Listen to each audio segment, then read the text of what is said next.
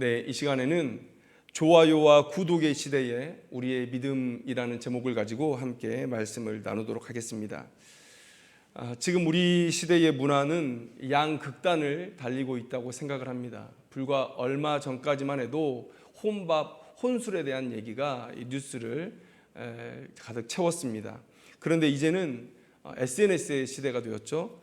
다른 말로 하면 팔로우, 좋아요와 구독의 시대가 되었다는 말이죠. 그런 사람들의 관심 또 호감이 돈이 된다고 해요. 그래서 이제 사람들은 관심에 집중하는 그런 시대를 살아가고 있습니다. 혼자 살자라고 얘기했다가 이제는 사람들의 관심을 요구하는 이런 문화의 양극단을 우리가 달리고 있다는 말이죠. 심지어 뉴스를 봐도 여러분 뉴스 밑에도 독자들이 평가를 할 수 있는 란이 있습니다. 좋아요, 싫어요를 평가할 수 있고 그리고 댓글을 또 달 수가 있습니다. 팩트만을 전해야 되는 이 뉴스의 진실성이 위협되고 있는 것이죠. 물론 돈과 연관이 있겠지만 그런 사람들의 관심에 기자의 윤리가 무너지고 있는 요즘을 우리가 보고 있습니다. 배달 어플은 또 어떻습니까? 이 댓글 하나에 사람이 죽고 사는 그런 시대가 되었다는 것이죠. 이제 사람들은 익명성 뒤에 숨었습니다. 그리고 그들의 평가는 더욱 신랄해졌습니다. 이 세상의 관심, 더 나아가 호감에 갈급한 이 세상 속에서 많은 사람들이 그런 시대의 흐름을 따라가고 살아가고 있다는 것이죠.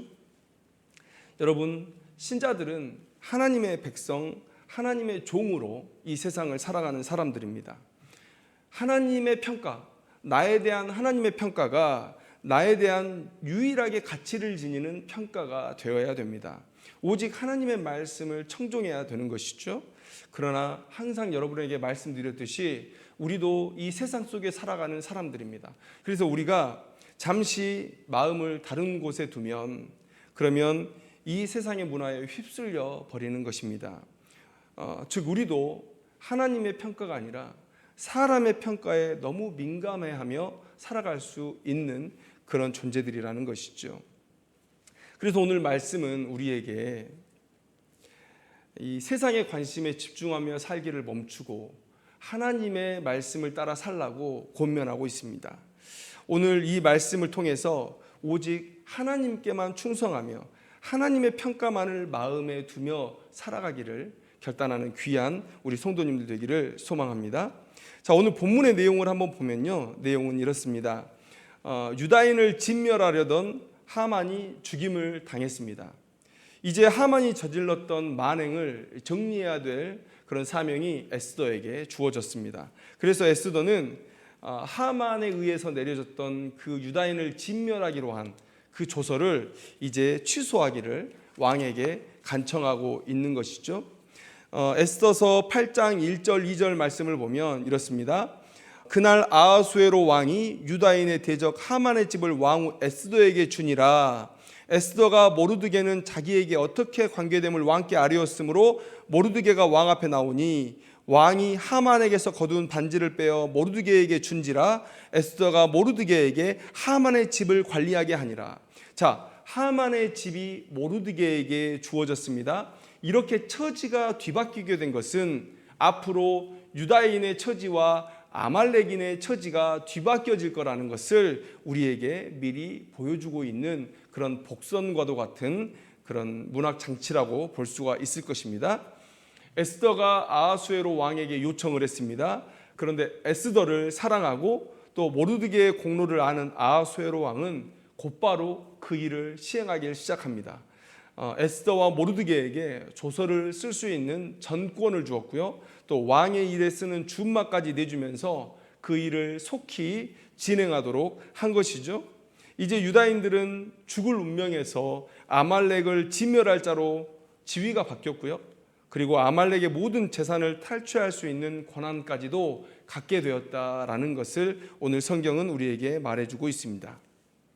그런데 제가 여기서 보고자 하는 것은 하만과 에스더에 대한 아하수에로 왕의 감정이 급변하고 있다는 점입니다. 하만은 아하수에로 왕에게 총애를 받은 더할 나위 없이 좋은 신하였죠. 에스더서 3장 1절 말씀을 보면 그 후에 아하수에로 왕이 아각 사람 함므다다의 아들 하만의 지위를 높이 올려 함께 있는 모든 대신 위에 두었다라고 말하고 있습니다. 왕이 믿는 사람이었다는 것이죠. 왕이 총애하는 사람이었다는 것입니다. 몇 번째로요? 첫 번째로요. 왕 다음에 버금의 자리에 두었다는 것입니다. 또 한 민족을 없애는 이 하만의 요청에 왕은 별다른 제재를 하지 않고 허락해 줍니다. 총애하는 하만의 얘기니까 들어주는 것이죠. 여러분, 사랑하는 사람들이 자꾸 어떤 방법으로 사랑을 확인합니까? 별로 좋은 방법은 아니라고 생각되는데, 어떤 요구를 해서 상대방이 들어주면 그 요구 정도만큼의 사랑은 하고 있구나라고 생각을 하는 거예요. 그래서 뭐 조그만 핀을 사달라 그러면 핀을 사주면 핀의 가치만큼 나를 사랑한다. 뭐 옷을 사달라, 뭐 가방을 사달라. 여러분, 그런 요구만큼 자신을 살아가는구나 라고 생각을 해요. 금전적인 희생을 하는구나. 여러분, 우리가 이 하만의 상황을 한번 생각해 봤으면 좋겠어요. 하만도 어찌어찌해서 이런 요구까지 하게 됐습니다. 유다인을 진멸해야겠습니다 라는 요구까지 하게 됐어요. 그런데 자신의 이 어려운 요구를 왕이 들어줬다는 거예요. 그러면 하만은 아마 생각했을 것입니다. 나의 요구를 아무런 제재 없이 이렇게 왕이 들어준 것을 볼 때 왕은 나를 이만큼 믿고 있구나, 나를 이렇게 총애하고 있구나, 그런 척도로 볼 수도 있었을 거라는 것이죠. 그만큼 하만은 아하수에로 왕에게 사랑을 받는 존재였다라는 것을 우리는 알 수 있습니다. 그런데 반면에 에스더는 어떻습니까? 별것 아닌 존재였어요. 불과 얼마 전까지 아무것도 아니었던 여인이었습니다. 식민지 국가의 포로였어요. 그리고 자신의 신분마저 속여야 됐던 그런 여인이었습니다. 또 왕으로 간택이 되었지만 한 달 동안이나 왕을 만나지 못했습니다. 그래서 왕 앞에 나가는 것도 두려워했던 그런 여인이었습니다. 이전 왕후 와스디를 한번 우리가 생각해 봤으면 좋겠어요. 왕후 와스디는 왕이 엄청나게 큰 잔치를 배설하고 이 아내를 자랑하고 싶어서, 왕후를 자랑하고 싶어서 불렀지만 가지 않았습니다. 여러분, 와스디라는 이 왕후의 이 무례한 태도는 왕이 그만큼 와스디를 사랑했기 때문에 그런 모습을 보일 수가 있었을 것입니다. 왕이 와스디를 사랑하지 않고 항상 와스디가 왕에 대해서 긴장감을 가지고 살아야 됐다면 이런 행동을 할 수가 없는 것이죠. 반면에 에스더는 어떻습니까? 왕 앞에 나가는 게 두려운 사람이에요. 왕에 대한 와스디와 이 에스더의 행동의 차이는 왕의 사랑의 크기를 얘기하는 것은 아니냐, 이렇게 우리가 생각해 볼 수가 있었던 것이죠. 아마 에스더는 그런 생각을 했을지도 모르겠습니다. 왕이 나를 너무 찾지 않는다, 왕이 내 존재를 잊은 것은 아닐까, 그 수많은 스쳐 지나가는 여인들 중에 하나가 아닐까라는 생각도 했을지 모르겠습니다. 그만큼 그렇게 대단한 여인, 왕에게 사랑받는 여인은 아니었다는 거예요. 하만과 에스더를 비교했을 때 이 에스더서가 묘사하는 그런 상황에 이런 뉘앙스가 묻어나고 있습니다. 그런데 순식간에 상황이 뒤집어지죠. 신하로서 왕에게 최선을 다했던 하만의 호감도는 땅으로 추락한 반면에 오히려 왕이 들어주기 힘든 요구를 가지고 왕을 만난 에스더에 대한 왕의 호감도는 에스더가 한 것이 아무것도 없음에도 불구하고 치솟았습니다. 에스더가 왕의 호감을 사기 위해서 뭘 했다라는 것을 전혀 묘사하지 않습니다. 오히려 왕이 나를 사랑할까를 걱정할 수밖에 없었던 여인으로 이 에스더를 표현하고 있거든요. 그러면 이 에스더서를 기록한 저자의 의도는 무엇이냐? 바로 하나님께서 에스더를 아하수에로 왕에게 사랑받게 하셨다라는 것을 알아야 된다는 것이죠. 여러분, 우리는 이 말씀을 이렇게 관심을 요구하는 이 시대에, 호감을 요구하는 이 시대에 어떻게 적용해야 될까? 사람들에게 호감을 얻기 위해서 열심히 믿음 생활하면 하나님께서 사람들에게 여러분들에 대한 호감을 갖게 하실 것입니다. 여러분, 이렇게 적용하면 좋을까요? 아마 이 SNS의 시대에 아마 성도들에게 가장 혹하는 그런 적용이 아닐까라는 생각을 해봅니다. 항상 우리는 우리의 목적을 위해서 하나님을, 또 하나님의 말씀을 이용하는 자들입니다. 항상 그런 유혹을 받고 살아요. 그런 인생들에게 이렇게 적용하면 멋진 적용이 될 것입니다. 그러나 그런 적용을 할 수가 없습니다. 성경이 그렇게 말하지 않고 있기 때문에 그렇습니다. 에스더는 오늘 본문에서 하나님의 은혜로 아하수에로 왕에게 사랑을 받는 위치에까지 올라갔지만, 그러나 성경에서 더 많은 사람들은 하나님을 신앙하기 때문에 미움의 자리로 나아갔던 것을 우리는 알 수가 있다는 것이죠. 여러분, 아브라함의 이야기를 한번 해보겠습니다. 아브라함이 가나안에 정착한 이야기를 한번 들어보시기 바랍니다. 갈대아 우르에서 하나님의 부르심을 받고 길을 떠난 이후에 아브라함은 가나안에 도착했습니다. 창세기 12장에 나와 있는 이야기인데요. 그런데 창세기 12장 6절을 보면 아브라함이 그 땅을 지나 세겜 땅 모래 상수리 나무에 이르니 그때에 가나안 사람이 그 땅에 거주하였더라. 그때에 가나안 사람이 그 땅에 거주하였더라. 그 땅의 주인은 가나안 사람들이었다는 거예요. 자, 그러면 가나안 사람들은 이렇게 멀리서 이주해 온 이 아브라함을 어떻게 생각했을까? 여러분, 그 이후 아브라함의 행적이 어떻게 되냐면 7절에 나와 있습니다. 여호와께서 아브라함에게 나타나 이르시되 내가 이 땅을 내 자손에게 주리라 하신지라. 자기에게 나타나신 여호와께 그가 그곳에서 제단을 쌓고 이렇게 말하고 있습니다.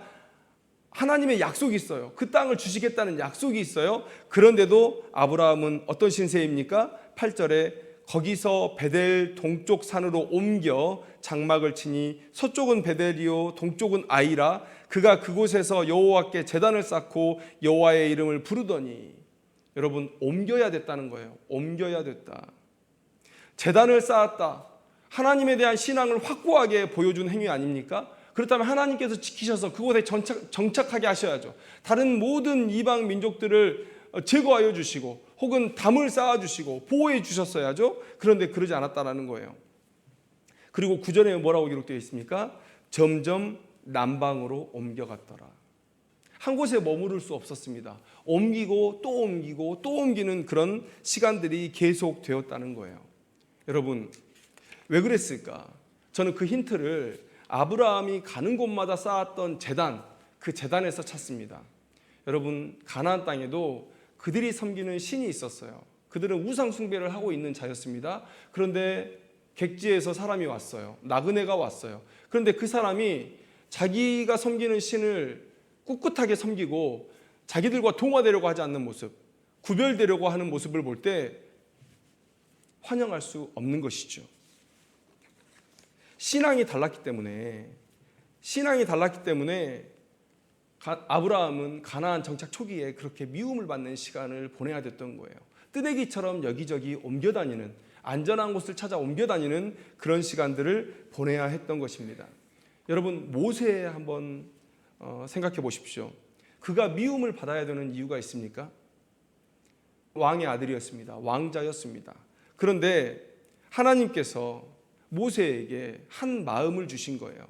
자기 민족이 고통을 당하는 상황에서 모세의 마음에 분노를 일으켜서 애굽 사람들에게 미운 자가 되게 하시는 것입니다. 그냥 애굽 사람으로 살면 됐었어요.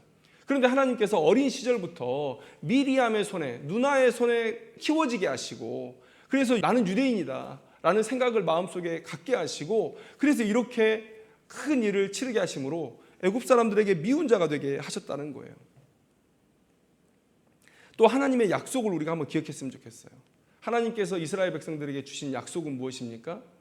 하나님을 열심히 신앙하면 복을 주겠다는 거예요. 이스라엘이 부강해지고 다른 나라에게 강하게 비춰질 거라는 거예요. 여러분, 그러면 옆에 있는 나라들은 어떤 마음을 갖겠습니까? 이스라엘이 강해지는데?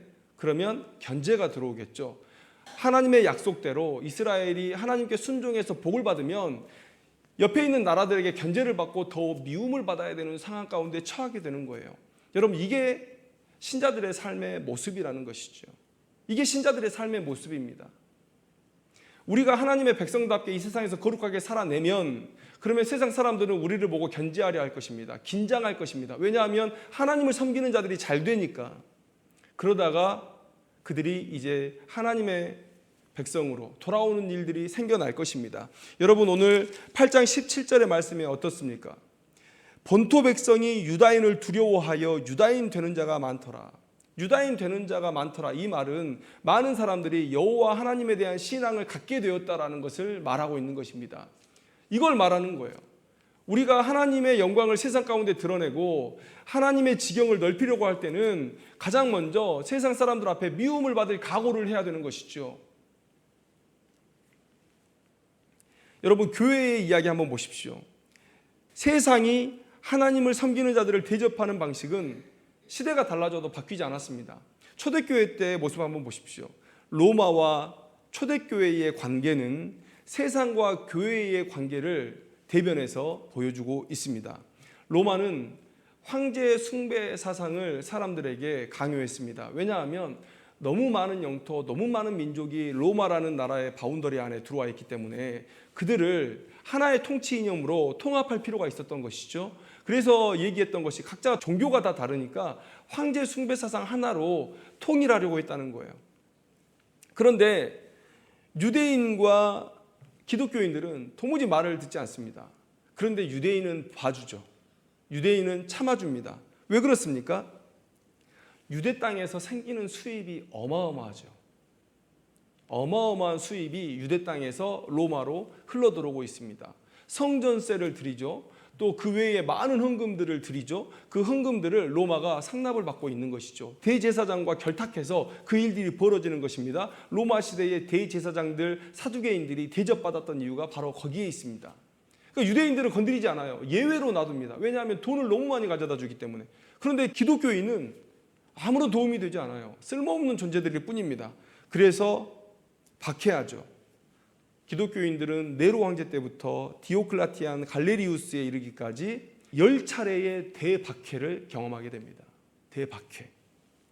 여러분, 하나님을 섬기는 자, 또 교회는 처음에는 세상 앞에 미운 자들이 되었어요. 그럴 수밖에 없습니다. 왜냐하면 하나님은 이 땅에서 우리가 거룩하기를 원하시니까, 세상과 섞이지 않기를 원하니까, 그 거룩한 모습으로 하나님의 영광을 드러내고 복음을 전하기를 원하시니까 하나님은 처음에는 우리가 세상 앞에 미운 자가 되게 하신다는 것이죠. 에스더의 삶, 또 이스라엘과 교회의 역사를 종합해서 우리가 알아야 되는 교훈은 무엇입니까? 하나님은 자신의 목적을 위해서 우리를 사랑받게도 하시고 또 미움을 받게도 하신다는 사실이에요. 그래서 이 에스더서의 이야기를 가지고 이 SNS의 시대에 하나님을 열심히 신앙하면 세상 사람들이 너를 좋아해 줄 수 있다라고 적용할 수 없는 이유가 바로 여기에 있습니다. 다시 말씀드리지만 하나님은 하나님의 뜻을 따라서 우리가 사랑받는 자가 되게 할 수도 있고 미움을 받는 자가 되게 하실 수도 있다는 거예요. 요셉의 삶을 한번 돌아보십시오. 요셉의 꿈은 하나님의 계획을 미리 요셉의 가족에게 알리신 사건이었어요. 하나님의 백성에게 미리 알리신 사건이었습니다. 사람들은 그런 얘기해요. 아니, 요셉이 꿈을 꾸고 말하지 않으면 되는 거 아니냐? 아니요, 말해야 됐습니다. 말할 수밖에 없었습니다. 왜요? 요셉의 꿈이 현실이 되었을 때 요셉의 가족들은 미리 들은 요셉의 꿈의 이야기를 통해서, 그 예언을 통해서 이 역사를 하나님께서 주관하시는구나 라는 사실을 알게 될 것입니다. 그리고 하나님께서 요셉을 통해서 하신 일이 무엇입니까? 엄청난 기근이 닥쳐왔을 때 그 고대 근동의 많은 사람들이 이 요셉으로 인해서 살게 된 거예요.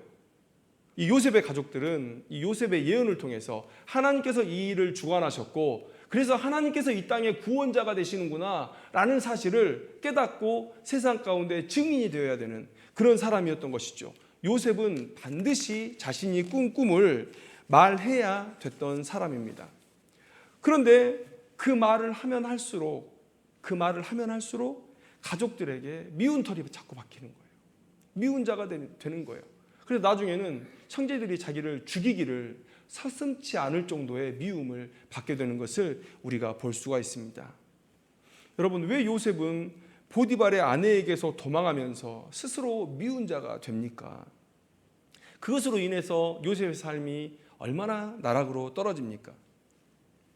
그러나 정확히 알지는 못하지만 자신의 꿈과 또 하나님의 인도하심을 볼 때, 야, 나를 통해서 하나님의 뜻이 성취되고 있구나라는 것을 알게 되었고, 그래서 자신의 몸과 영혼을 그렇게 쉽게 악에게 내던질 수는 없었다는 것이죠. 그는 하나님의 뜻의 성취를 위해서 미운 자가 된 것입니다. 하나님의 뜻을 따라서 거룩하게 걸어가려 할 때마다 사람들에게 미운 자가 되는 거예요.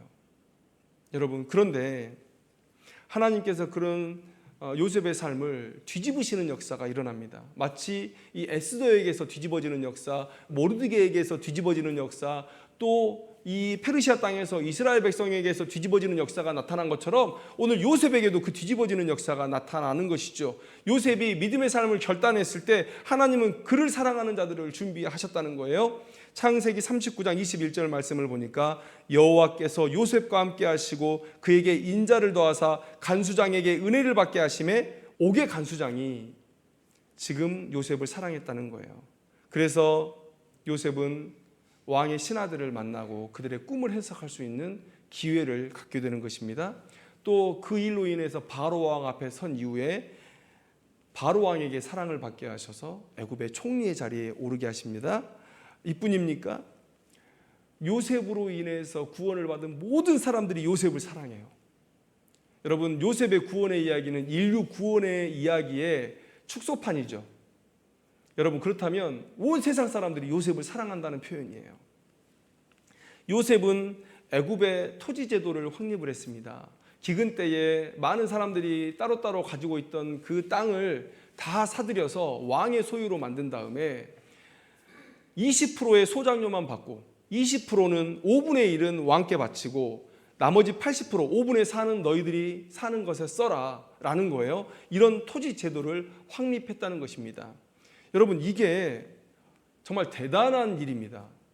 어느 나라에도 이만큼 적게 소장료를 받는 나라가 없습니다.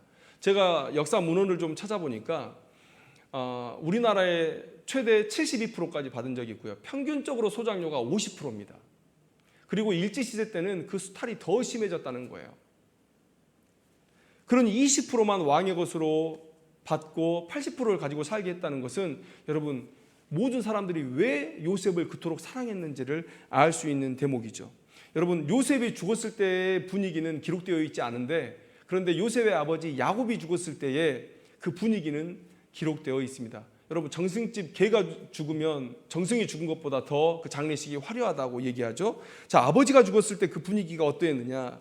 창세기 50장 8절에서 9절 말씀을 보면 요셉의 온 집과 그의 형제들과 그의 아버지의 집이 그와 함께 올라가고 병거와 기병이 요셉을 따라 올라가니 그때가 심히 컸더라라는 거예요. 병거와 기병이 호위해야 될 정도로 어마어마한 사람들이 올라갔고요. 애굽 사람들이 올라와서 애통함이 얼마나 컸던지 가나안 사람들이 놀랐습니다. 그래서 그 땅 이름을 붙이기를 아벨 미스라임, 애굽 사람들의 큰 애통이다, 이렇게 이름을 붙였다는 거예요. 요셉의 아버지 야곱이 죽었을 때 얼마나 그 장례식이 성대하게 치러졌는지 알 수 있습니다.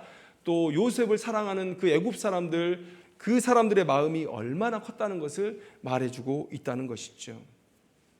여러분, 요셉은 똑같이 하나님의 뜻을 쫓아 살았던 것뿐인데 어떤 때는 미운 자가 되기도 했고 어떤 때는 사랑을 받는 자가 되기도 했어요. 왜 그렇습니까? 하나님의 뜻이 거기에 있었기 때문에 그렇습니다.